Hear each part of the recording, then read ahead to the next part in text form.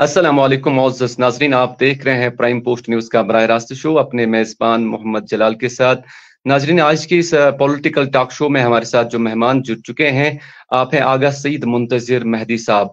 आप Budgam assembly constituency के जो पीडीपी प्लेटफॉर्म पे आप कंटेस्टिंग कैंडिडेट हैं और इस वक्त आगा साहब हमारी इस बराह रास्त शो में जुड़ चुके हैं।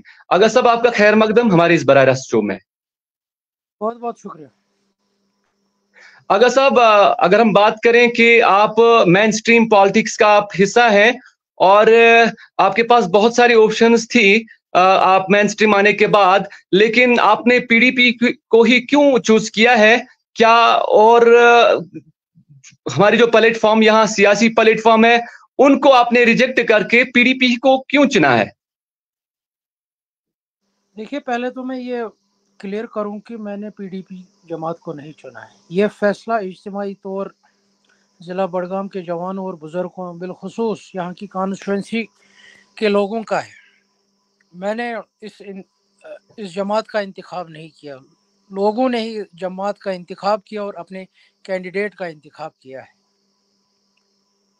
अब चूंकि आप मेन स्ट्रीम पॉलिटिक्स का हिस्सा हैं और आप बैसेत कंटेस्टिंग कैंडिडेट और साबिक वजीर आला के मध्य मुकाबल में आप अपनी कॉन्स्टिट्यूंसी में आपने बढ़ चढ़ कर एक कैंपेनिंग चलाई है, तो अगर हम जानने की कोशिश करें कि जो लोगों के बुनियादी मसाइल है इस कॉन्स्टिट्यूंसी के हवाले वो क्या है जिनको आज तक शायद हल नहीं किया गया है और जिनको हल करने के लेकर आप जो है मुतफिकिर हैं।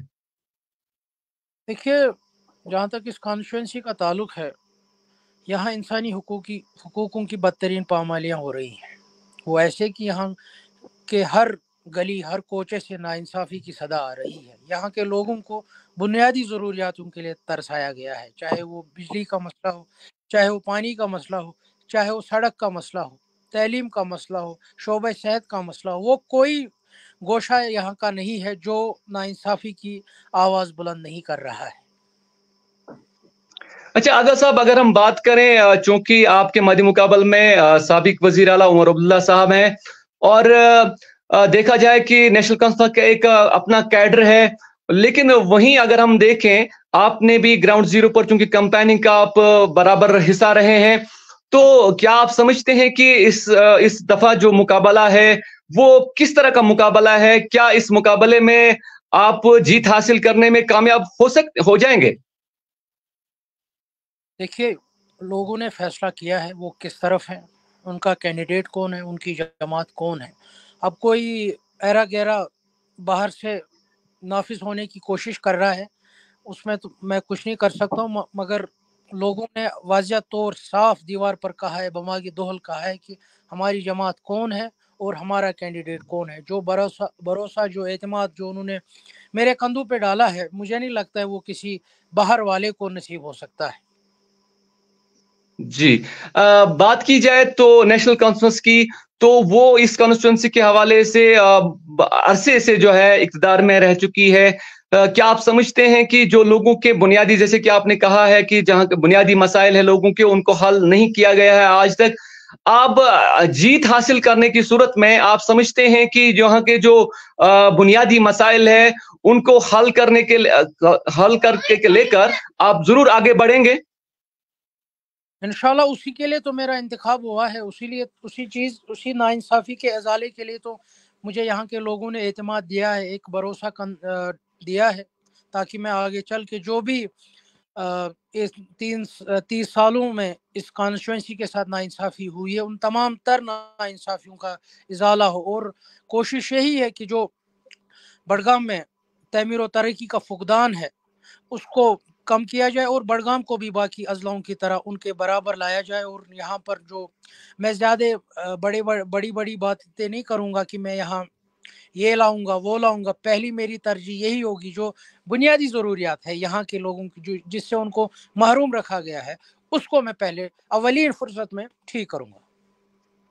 अच्छा, जो नई हदबंदी हुई है उस हदबंदी के बाद जो है नारबल तहसील के कुछ इलाके जो सजेट या नारबल या सेबुक एक बड़ा इलाका है, वहां आप गए होंगे, तो क्या आप समझते हैं कि इन इलाकों को नजरअंदाज किया गया है आज तक?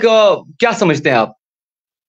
बिल्कुल, जब हमने कैंपेन का आगाज़ हमने सोजेट से ही किया था, क्योंकि हमें गलत फहमी थी कि इस सोजेट को बीरवा में उमर अब्दुल्ला ने रिप्रेजेंट किया है तो वहाँ तमीर व तरक्की होगी। हम उस चीज़ को हम मॉडल बना के जो उमर साहब ने वहाँ काम किया होगा सोजेट में, हम वो काम उसका नकल हम बड़गाम में करेंगे। मगर जब हम वहाँ पहुँचे, वहाँ हमने वही हाल देखा जो बड़गाम कॉन्स्टिट्यूंसी में सोईबुक का है, गोतीपुरा का है, वडवन का है, दहरमुना का है, बड़गाम टाउन का है, नसरुल्लापुरा का है। वो वहाँ पर भी बीरवा में भी रहकर उनके साथ वही नाइंसाफियाँ हुई है जो यहाँ पर नेशनल कॉन्फ्रेंस ने बड़गाम में की है।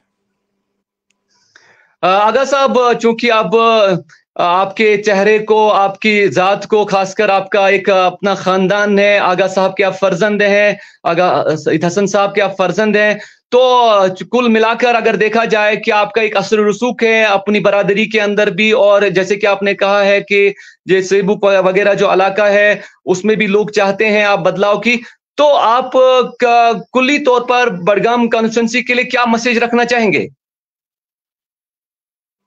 देखिए, पहले तो मैं बड़गाम कॉन्स्टिट्यूंसी लोगों का शुक्रगुजार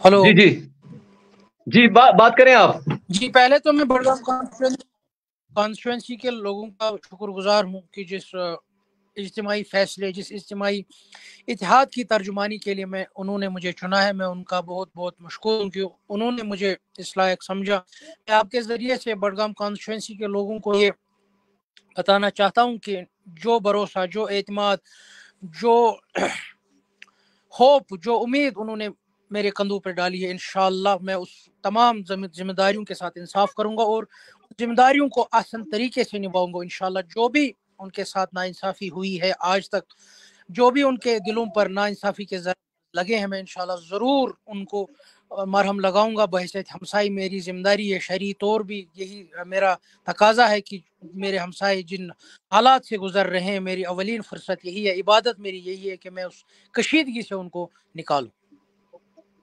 आगा साहब, आपका बहुत बहुत शुक्रिया, आपने अपना कीमती वक्त दिया और हमारे साथ एक तो आपने सियासी सफर के हवाले से बात की और कॉन्स्टिट्यूंसी के हवाले से बात की, और ताज़ा डेवलपमेंट जो हो रही है उस हवाले से आपने मुफस्सल बात की है। और हम चाहेंगे कि आने वाले वक्त में जो कुछ भी डेवलपमेंट्स होती हैं उस पर आपको जरूर मदऊ करेंगे। तब तक के लिए आपसे और अपने नाजरीन से हम इजाजत चाहेंगे। फी अमानिल्लाह, खुदा हाफिज। खुदा हाफिज।